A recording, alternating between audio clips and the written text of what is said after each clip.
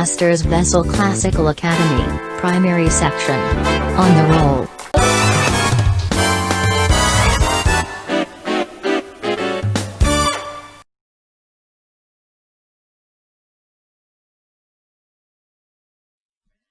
Hello, wonderful pupils. How are you? I know that you are doing great at home. And I know you're always staying out of trouble and obeying mommy and daddy. Okay. We have English language now. English language. And your teacher is Mrs. Edward Lovelyn, okay? And she's teaching primary 4. I am teaching primary 4. And we'll be learning phonics today. Phonics. And the topic is stress and intonation. What did I say is our topic, children? Our topic is stress and intonation. Say it. Stress and intonation. Are you saying it? Say it again. Stress and intonation. Stress is spelled S-T-R-E-S-S. Stress. And intonation is spelled I-N-T-O-N-A-T-I-O-N.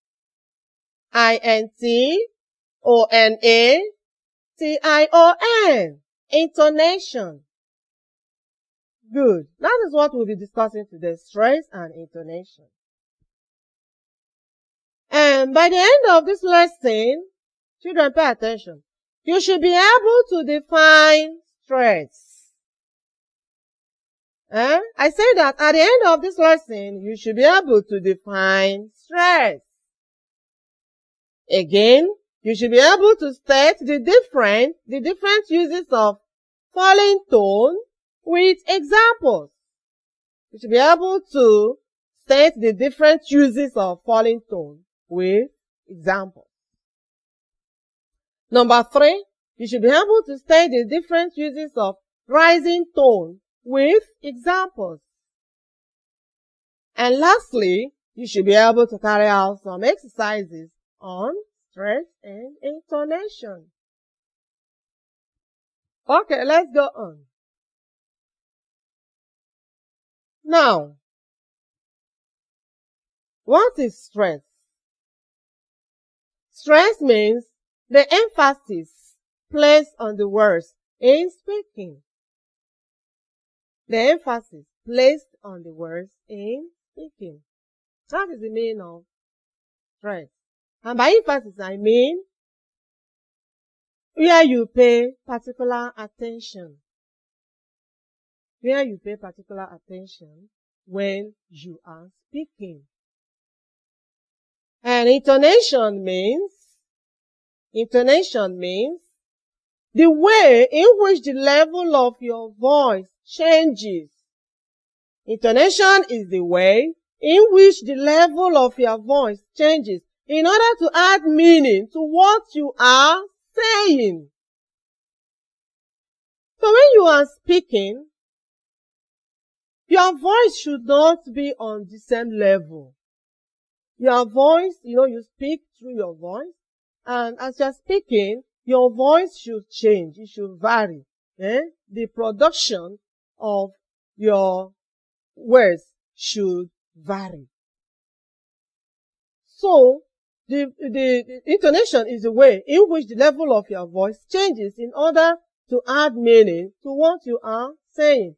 It is the rising or falling of the level of your voice in speech. So when we are making speech, for your speech, the speech you are making, or for what you are speaking to have meaning, at a point, your voice should go, at some points, your voice should go up, and at other points, your voice should go down.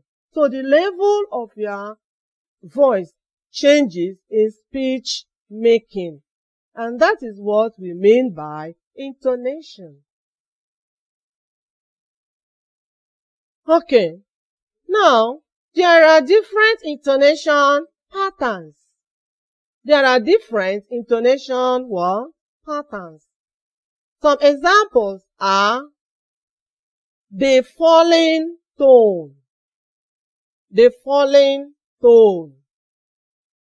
And in this falling tone, the voice goes down at the end of the sentence. Your voice goes down at the end of the sentence. And we have another pattern, which is rising tone. We are going to be discussing two patterns, two different intonation patterns.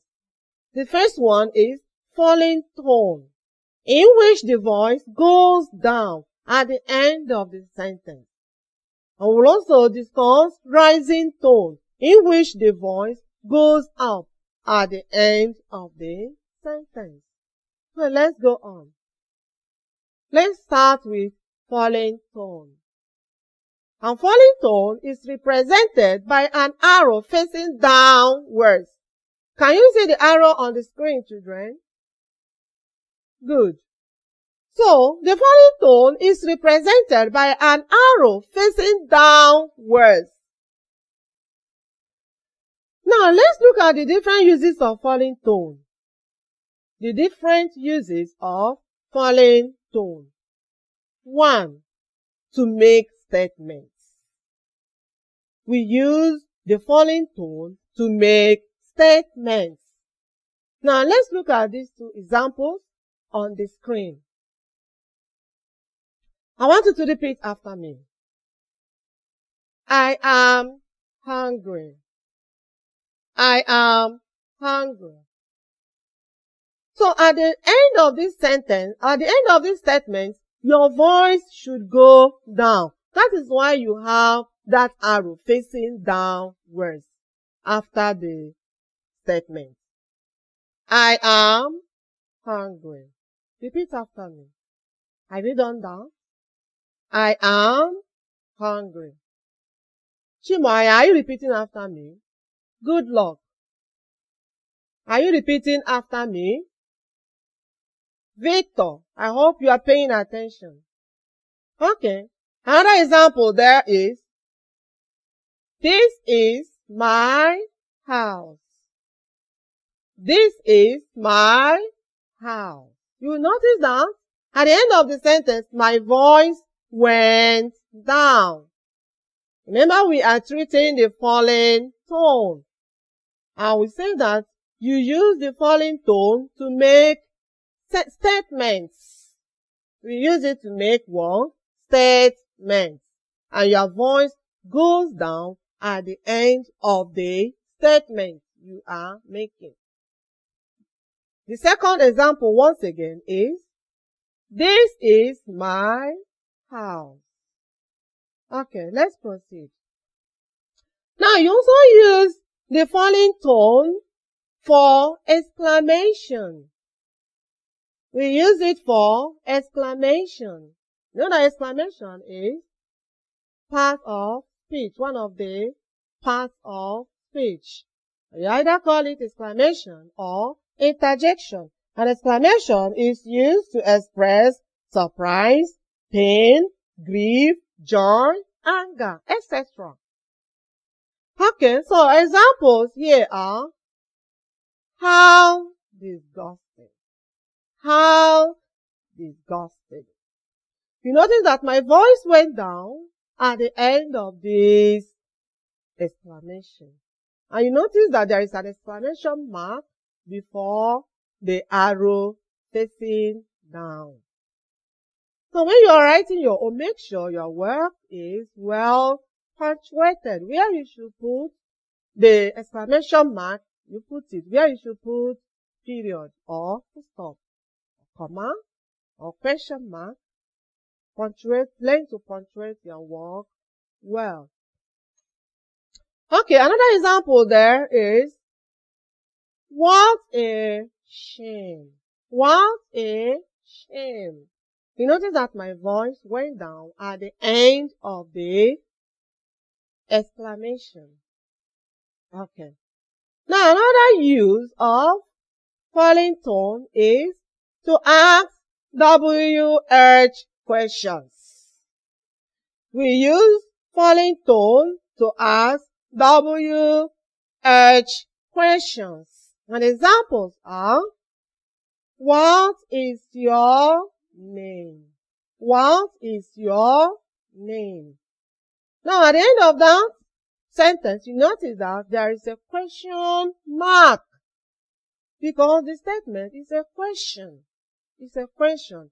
You have to put the question mark before the arrow facing down. Is that clear? Okay, another example there is, where were you born? Where were you born? So my voice went down at the end of the question. Okay, another way of using falling tone is to give commands, instructions, and advice. We use falling tone to give commands, instructions, and advice. Examples are, shut the door. Shut the door. Shut the door is a command. Shut the door is a command.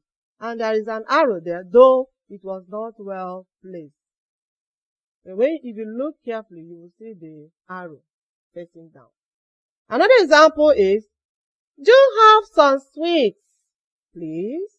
Do have some sweets, please. That one is an instruction. Instruction. And the third one is, you should read her new book. You should read her new book. That is an advice. We say that you use falling tone to give commands, instructions, and advice. You also use falling tone to respond to tag questions.